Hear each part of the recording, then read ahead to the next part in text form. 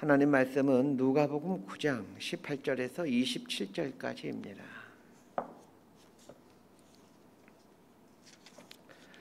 누가복음 9장 18절에서 27절까지 말씀 번갈아 가면서 읽겠습니다. 제가 먼저 읽겠습니다. 예수께서 따로 기도하실 때에 제자들이 주와 함께 있더니 물어 이르시되 무리가 나를 누구라고 하느냐? 대답하여 이르되 세례 요한이라 하고 더러는 엘리야라 더러는 옛 선지자 중에 한 사람이 살아났다 하나이다. 예수께서 이르시되 너희는 나를 누구라 하느냐? 베드로가 대답하여 이르되 하나님의 그리스도시니이다 하니 경고하사 이 말을 아무에게도 이르지 말라 명하시고 이르시되 인자가 많은 고난을 받고 장로들과 대제사장들과 서기관들에게 버림받아 죽임을 당하고 제3일에 살아나야 하리라 하시고 또 무리에게 이르시되 아무든지 나를 따라오려거든 자기를 부인하고 날마다 제 십자가를 지고 나를 따를 것이니라. 누구든지 제 목숨을 구원하고자 하면 잃을 것이요 누구든지 나를 위하여 제 목숨을 잃으면 구원하리라. 사람이 만일 온 천하를 얻고도 자기를 잃든지 빼앗기든지 하면 무엇이 유익하리요? 27절까지 함께 읽습니다. 누구든지 나와 내 말을 부끄러워하면 인자도 자기와 아버지와 거룩한 천사들의 영광으로 올 때에 그 사람을 부끄러워하리라. 내가 참으로 너희에게 이르노니 여기 서 있는 사람 중에 죽기 전에 하나님의 나라를 볼 자들도 있느니라. 아멘. 오늘 우리가 읽은 말씀 참 익숙한 말씀이죠. 일명 베드로의 신앙 고백이라고 하는 본문입니다. 오늘 본문의 사건이 일어난 장소는 가이사랴 빌립보라는 곳입니다. 누가복음에는 오늘 본문이 어디에서 일어난 일인지를 말하지 않고 있지만 이 본문과 똑같은 내용을 다루고 있는 마태복음과 마가복음에 보면 이 사건이 일어난 장소를 가이사랴 빌립보라고 분명하게 얘기해주고 있습니다. 예수님께서 기도하시다가 제자들에게 질문합니다. 무리가 나를 누구라 하느냐? 무리가 나를 누구라 하느냐라는 질문은 좀 속이 보이는 질문 같기도 합니다. 예수님은 왜 제자들에게 무리가 즉 사람들이 나를 누구라 하느냐 이런 질문을 하는 것일까요? 진짜로 사람들이 예수님에 대해서 어떻게 생각하는지 잘 몰라서 알고 싶었기 때문에 이런 질문을 하시는 것일까요? 그렇지 않습니다. 예수님은 사람들이 예수님에 대해서 어떻게 생각하고 있는지 너무 잘 알고 계십니다. 예수님이 사람들의 병을 고쳐주고 귀신을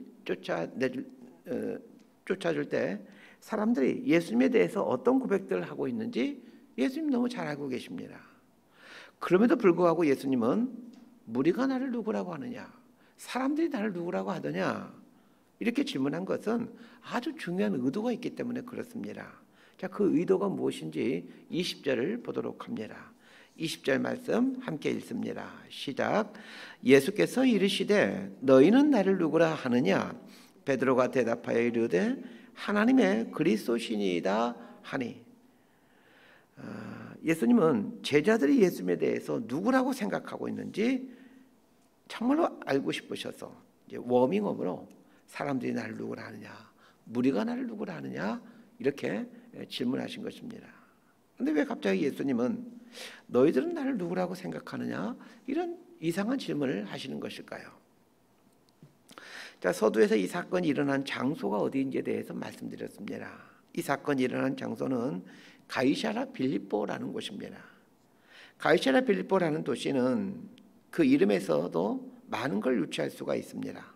가이사랴 빌립보라는 이 도시는 이스라엘이 로마의 지배를 받고 있을 때 로마 황제인 가이사 아구스를 기념해서 만든 도시입니다. 가이사랴 빌립보의 이 가이사랴라는 이 말은 로마 황제인 가이사를 뜻합니다. 그리고 빌립보는 이스라엘의 분봉왕인 헤롯 빌립을 말합니다. 그 당시 로마는 전 유럽뿐만 아니라 지중해 연안인 아프리카와 아시아까지 점령하고 있었습니다. 로마는 이스라엘을 점령하고 나서 헤롯 일가에게 그 이스라엘 땅을 다스리도록 하죠. 자, 헤로드 일가에게 있어서 로마 황제는 어떤 존재이겠습니까? 생명의 은인과 똑같은 존재이고 자신들의 생사권을 쥐고 있는 사람이 로마 황제입니다. 그래서 헤로드 일가는 로마 황제인 가이사 아구스토에게 잘 보여야만 했고, 그래서 그 잘 보이기 위해서 로마 황제를 숭배하는 그런 도시를 만들었던 것입니다. 그 도시가 가이사라 빌립보라는 곳입니다. 자, 그런데 문제가 있습니다. 이스라엘 땅은 여호와 하나님만을 유일신으로 섬기고 있는 곳입니다. 여호와 하나님만을 유일신으로 섬기는 이스라엘 땅에 로마 황제를 신으로 섬기는 그런 도시를 만들고 나는 것은 이게 이스라엘 백성들이 많은 반발을 사게 됩니다. 그래서 헤롯 빌립은 변방 지역이면서 이방인들이 많은 사는 지역인 갈릴리의 저 북쪽인 이 판이라는 지역에 이제 신도시를 만들고 그곳을 가이사라 빌립보라고 명명하게 됩니다. 이 로마 황제를 기념하는 도시를 만들어서 가이사라 빌립보라고 지음으로 이 로마 황제와 헤롯 왕가를 동시에 우상 숭배하도록 했던 것입니다. 그러기에 이 가이사라 빌립보라는 도시에는 로마 황제를 기념하는 수많은 동상들과 기념비들이 있었을 것으로 전해지고 있습니다. 그러니까 가이사라 빌립보는 이 로마를 본따서 로마에 있는 여러 가지 그 황제를 숭배하는 그런 많은 동상들과 그런 물건들이 많이 있었는데, 자, 예수님이 제자들 데리고 가이사라 빌립보라는 도시에 왔을 때 가장 먼저 눈에 띈 것이 무엇이겠습니까? 로마 황제를 기념하는 그 동상들과 그 황제를 숭배하는 어떤 신전이라든지 기념비와 같은 것들이었습니다. 그 웅장한 가이사 동상 앞에서 예수님은 제자들에게 묻는 것입니다. 사람들이 나를 누구라 하더냐? 그리고 너희는 나를 누구라 하느냐? 라는 질문을 던집니다. 자, 많은 사람들이 당시 로마 황제를 살아있는 신으로 여기고 있었습니다. 로마 제국의 지배를 받고 있는 사람들은 로마 황제가 신이다라고 그렇게 믿고 있습니다. 자, 그런데 그 신으로 숭배하는 로마 황제를 숭배하는 그 동상 앞에서 너희는 나를 누구라 하느냐? 이렇게 질문하는 것입니다. 자, 이 질문의 의도가 무엇인지 이제 조금씩 감이 오실 겁니다.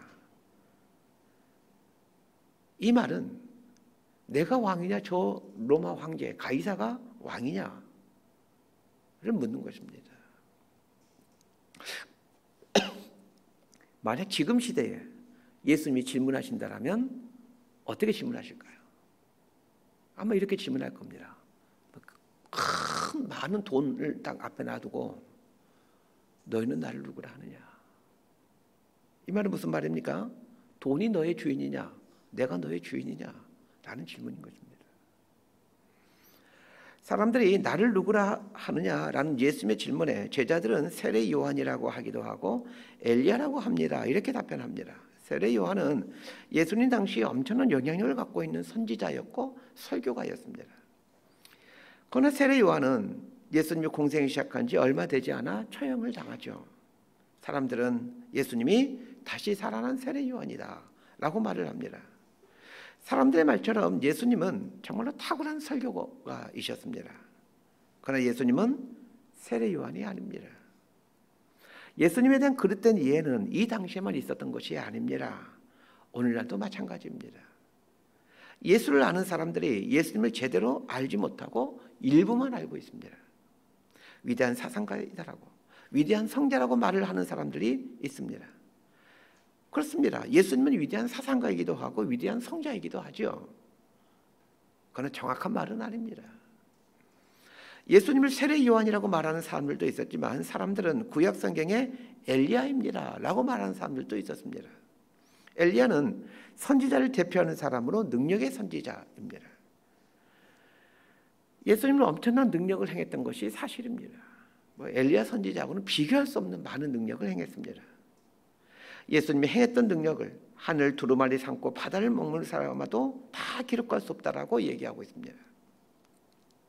예수님은 많은 능력을 행하는 사람이다라고 말하는 것도 아주 틀린 말은 아니죠. 맞는 말입니다. 그러나 정확한 말은 아닙니다. 예수님은 능력자 이상이셨습니다. 예수님의 진짜 목적은 제자들이 예수님을 누구라고 생각하느냐는 것입니다. 그래서 제자들에게 묻는 것입니다. 너희는 나를 누구라 하느냐? 예수님은 사람들이 예수님에 대해 뭐라 하는지 사실 별 관심이 없습니다. 예수님의 관심은 제자들이 예수님이 누구라고 생각하는지, 이게 예수님의 관심입니다. 제자들이 중요하죠. 예수님을 세례 요한이나 엘리야로 알고 있는 사람들은 절대로 세상을 변화시킬 수 없다는 것을 예수님은 잘 알고 계십니다. 그래서 제자들에게 묻는 것입니다. 그런데 베드로가 아주 멋진 답변을 합니다. 하나님의 그리스도이십니다 라고 말을 합니다. 마태복음에서는 주는 그리스도시요 살아계신 하나님의 아들입니다 이렇게 나와 있습니다. 베드로가 말한 하나님의 그리스도이십니다 라는 이 답변은 참으로 예수님이 원하시는 답변이었습니다. 이 그리스도라는 말에는 아주 중요한 뜻이 담겨 있습니다. 그리스도란 기름 부음을 받은 자라는 뜻입니다. 구약시대에 기름 부음을 받는 사람은 세 종류가 있었습니다.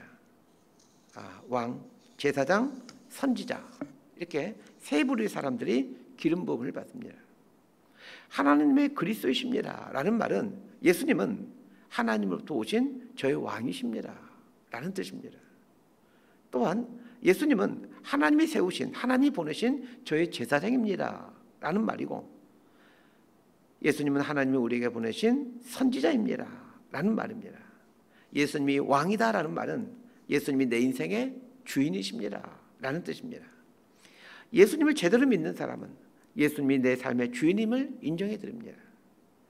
예수님이 제사장이다 라는 말은 예수님이 나의 구원자이다 라는 말입니다. 제사장은 하나님과 백성들 사이를 연결해 주는 역할을 합니다. 구약시대 제사를 통해 백성들은 하나님께 나아갔습니다.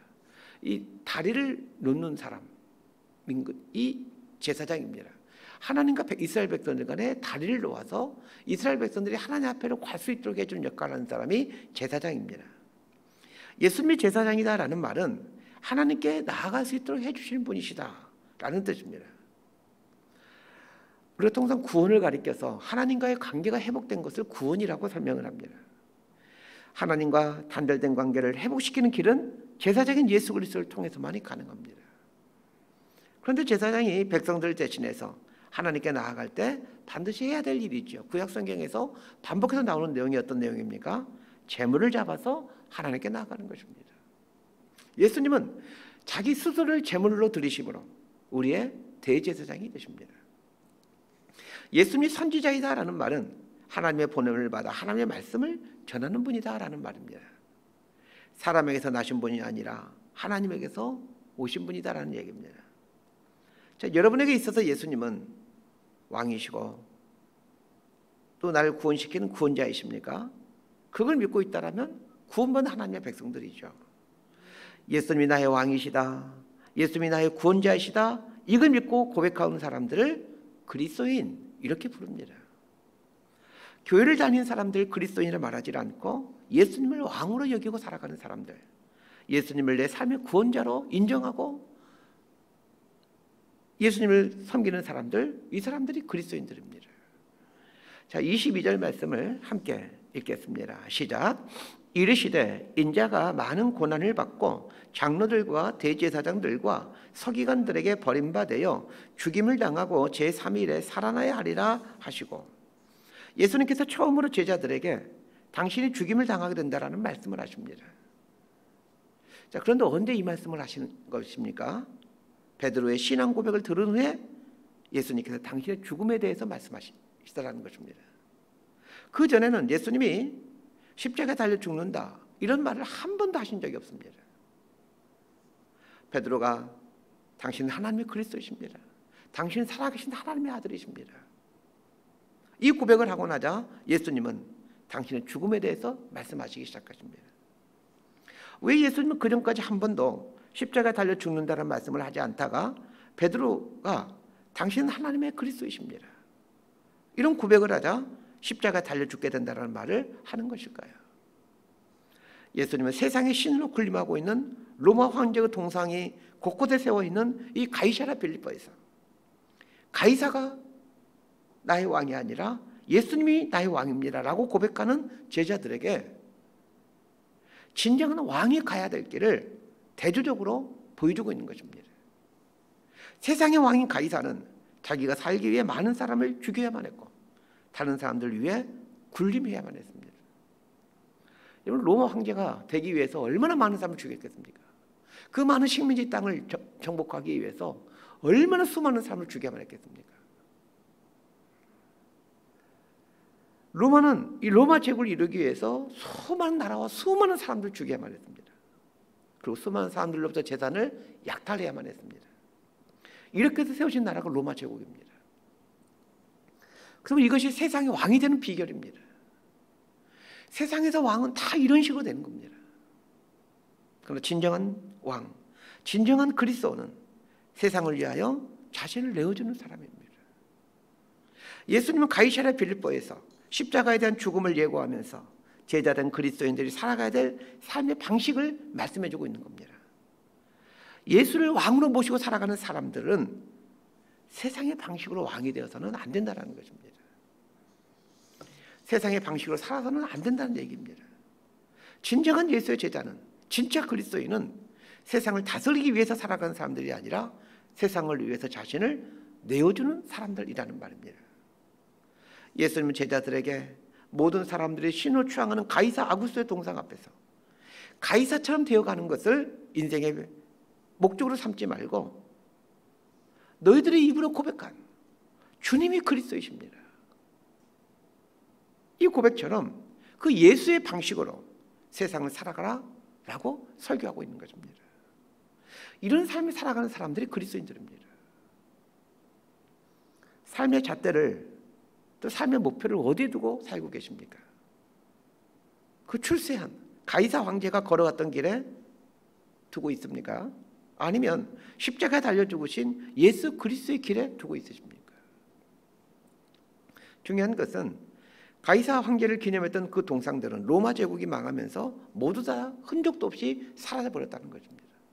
오늘날의 가이사랴 빌립보라는 곳에 생각되는 곳에 가보게 되면 아무것도 없습니다. 로마 제국이 사라지면서 가이사 황제의 동상들만 사라진 것이 아니라 그 명성과 그 이름 또한 사람들의 기억 속에서 사라져버렸습니다.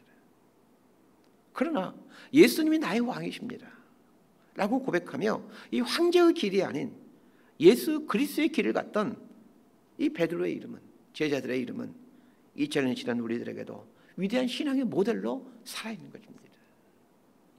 말씀 정리합니다. 예수님은 가이사 황제의 동상과 기념비가 세워져 있는 가이사랴 빌립보에서 제자들에게 묻습니다. 너희는 나를 누구라 하느냐? 내가 도대체 너희에게 누구이냐? 라고 질문하십니다. 그것은 가이사가 너희 왕이냐, 내가 너희 왕이냐를 선택하라는 것이었습니다. 가이사의 인생 가치관이 너희들의 가치관이냐, 나 예수의 가치관이 너희들이 가야 될 인생 가치관이냐를 묻는 것이었습니다. 그렇게 하면 가이사의 길을 갈 것인가 아니면 예수의 길을 갈 것인가를 선택하라는 것이었습니다. 가이사의 가치관과 세계관으로 주어진 인생을 살아갈 것인가, 예수님의 가치관과 예수님의 세계관으로 인생을 살아갈 것인가를 결정하라 라는 말이었습니다. 예수를 믿는다라는 것은 예수의 길을 가는 것입니다.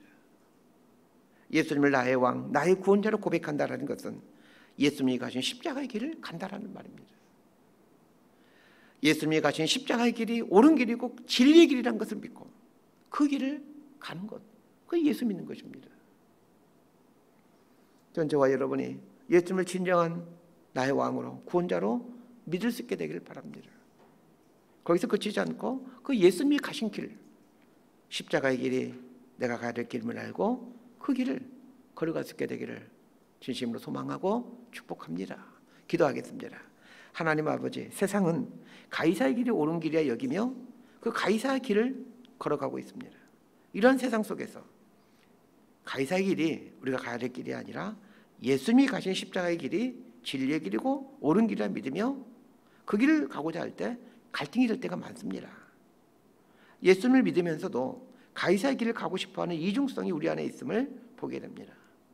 예수님이 나의 왕이시고 예수님이 가신 길이 진짜 왕의 길이고 진리의 길이고 생명의 길임을 믿고 그 길을 걸어갈 수 있도록 저희의 삶을 붙들어 주옵소서.